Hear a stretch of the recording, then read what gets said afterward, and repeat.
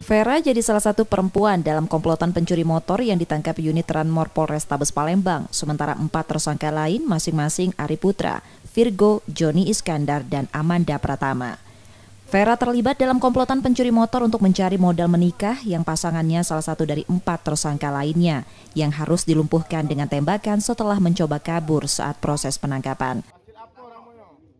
Yang sudah jelas ada 5 TKP yang dilakukan oleh para pelaku ini, dan salah satu pelaku ini memang juga ada sepasang, ada yang perempuan juga.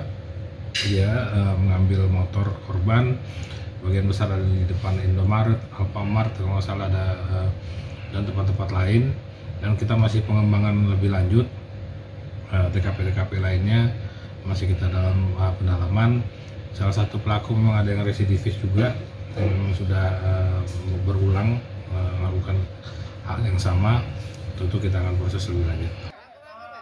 Karena perbuatannya, para tersangka terancam hukuman di atas 5 tahun penjara. Yudi Kiswanto, Kompas TV, Palembang, Sumatera Selatan.